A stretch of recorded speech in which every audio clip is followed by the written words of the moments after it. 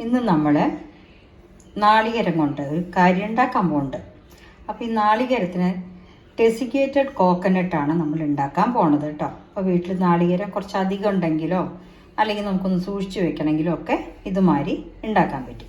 അപ്പോൾ ആദ്യം നമ്മൾ നാളികേരത്തിന് ഈ തോട് ചിരട്ടയെന്നൊക്കെ എടുത്തിട്ട് അതിൻ്റെ പുറന്തോട് കളഞ്ഞ് കഴുകി വൃത്തിയാക്കി വെക്കണം.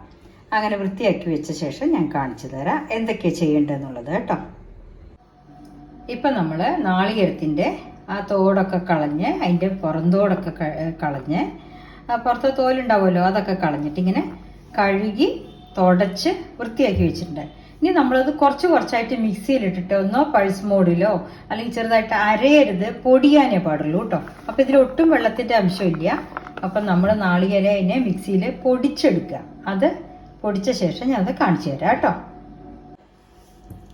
ഇപ്പം നമ്മൾ നാളികേരം മിക്സിയിൽ ഇങ്ങനെ പൊടിച്ചെടുത്തിട്ടുണ്ട്. അതായത് നമ്മുടെ തേങ്ങ ചിരകില്ലേ സാധാരണ അതിനെക്കാട്ടിലും പൊടിയായിരിക്കണം കേട്ടോ.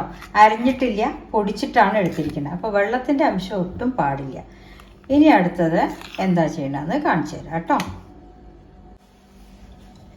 ഇപ്പോൾ ഒരു പാൻ അടുപ്പത്ത് വെച്ചിട്ടുണ്ട്. ഇനി നമ്മളത് സിമ്മിലിടുക. സിമ്മിലിട്ട ശേഷം ഈ നാളികേരം നമ്മൾ പൊടിച്ചതുണ്ടല്ലോ, നാളികേരത്തിൻ്റെ നമ്മൾ ചിരട്ട കളഞ്ഞ് അതിൻ്റെ പുറന്തോട് കളഞ്ഞ ശേഷം ചെറുതായി മുറിച്ച് നന്നായി കഴുകി തുടച്ച് വെള്ളം വാർത്ത ടിഷ്യൂ പേപ്പർ കൊണ്ടൊക്കെ തുടച്ച് വെള്ളം വാർത്ത ശേഷമാണ് നമ്മളിങ്ങനെ എടുക്കേണ്ടത് കേട്ടോ. ഇനി അത് നമ്മൾ ആ പാനിൽ വെച്ചിട്ട് അതിൻ്റെ കളറ് മാറാതെ നന്നായിട്ടൊന്ന് വറുത്തെടുക്കണം. വറുത്തെടുക്കുക പറഞ്ഞാൽ വെള്ളമയത്തിൻ്റെ അംശമൊക്കെ പോയിട്ട് അതിങ്ങനെ ഒലർന്നു വരും.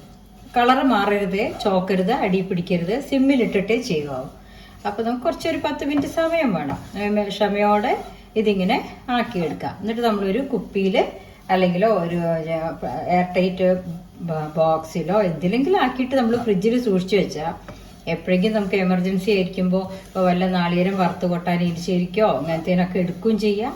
പലഹാരങ്ങൾ ഉണ്ടാക്കണമെങ്കിൽ അതിനും എടുക്കാം. അപ്പം നാളികേരം കിട്ടുമ്പോൾ നമ്മളിങ്ങനെ ഒരു പ്രാവശ്യം എടുത്ത് ഫ്രിഡ്ജിൽ സൂക്ഷിച്ച് വെക്കണമെന്നേ ഉള്ളൂ.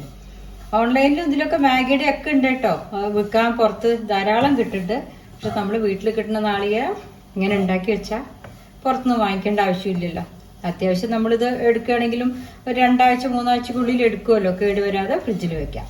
ഓക്കെ, അപ്പം ഇനി ഇതിൻ്റെ പാകമായിട്ട് കാണിച്ചു തരാം കേട്ടോ. ഇപ്പം നമ്മുടെ നാളികേരം വെള്ളമൊക്കെ വറ്റിയിട്ട് കറക്റ്റായിട്ട് നല്ലൊരു വാസന വരുന്നുണ്ട് കേട്ടോ. അപ്പം ഇനി ഇത് നമുക്കിനി തണുപ്പിച്ച ശേഷം ബോട്ടിലോ എന്തെങ്കിലും സൂക്ഷിച്ച് വെക്കാം. ഈ വീഡിയോയിൽ ഇപ്പം നമ്മൾ എങ്ങനെയാണ് ഡെസിക്കേറ്റഡ് കോക്കനട്ട് ഉണ്ടാക്കുക എന്ന് പഠിച്ചില്ലേ? ഇതിപ്പോൾ ഞാൻ നേരത്തെ ഉണ്ടാക്കി സൂക്ഷിച്ച് വെച്ചതാണ് കേട്ടോ. കണ്ടില്ലേ, ഒലർന്നിരിക്കണ കണ്ടോ? അപ്പോൾ ചൂടാറിയ ശേഷം നമ്മളിങ്ങനെ ബോട്ടിലോ ഒരു പാത്രത്തിലോ ഒരു എയർ ടൈറ്റ് ബോക്സിലിട്ടോ ആക്കിയിട്ട് സൂക്ഷിച്ച് വെക്കാം കേട്ടോ. ഈ അടുത്ത വീഡിയോ ഇതും കൊണ്ട് നമ്മളൊരു പലഹാരം ഉണ്ടാക്കി കാണിച്ചു തരാം കേട്ടോ. ഒരു വെറൈറ്റി കാണിച്ചു തരാം. ഓക്കെ, അപ്പോൾ ഇന്നത്തെ ഐറ്റം ഡെസിക്കേറ്റഡ് കോക്കനട്ട് എങ്ങനെയാണ് ഉണ്ടാക്കുക എന്നുള്ളതാണ്. ഓക്കെ.